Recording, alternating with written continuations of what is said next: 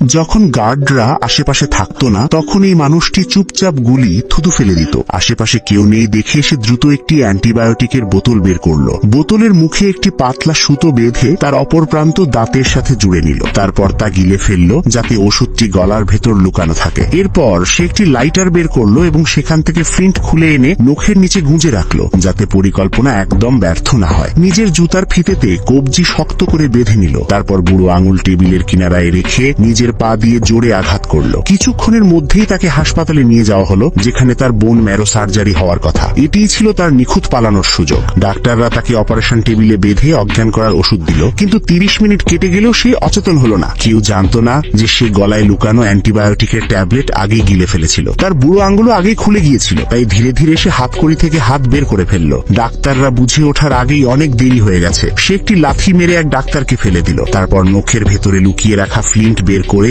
Oxygen ট্যাঙ্কে আগুন ধরিয়ে দিল। ঘর জুড়ে হট্টগোল শুরু হলো। ঠিক সেই সময় সে অ্যান্টিবায়োটিকের বোতলটি থুতু ফেলে দিল। ডিফিব্রিলেটর তুলে নিয়ে সরাসরি লন্ড্রি রুমে লাফ দিল। স্লাইড করতে করতে সে সরাসরি প্রথম তলায় নেমে এলো। গার্ডরা তাকে ধরতে ছুটলো, কিন্তু ততক্ষণে সে ডাক্তারদের পোশাক পরে নিয়েছে। পুলিশ লন্ড্রি রুমে পৌঁছানোর আগেই সে পাইপ বেয়ে উপরে উঠে গেল। সেখানে এক ডাক্তারকে ধরে জোর করলো যাতে সে লেজার পেন দিয়ে পায়ের শিকল কেটে দেয়। ততক্ষণে হাসপাতালের সব দরজা লক করা হয়ে গেছে, কিন্তু সে সোজা অক্সিজেন রুমে গিয়ে ইচ্ছে করে সেখানে একটি লাইটার ছুড়ে মারলো। মুহূর্তের মধ্যেই পুরো হাসপাতালে আগুন ধরে গেল এবং বিদ্যুৎ চলে গেল। আর সেই অরাজকতার সুযোগে সে গোপন টানেল দিয়ে পালিয়ে গেল।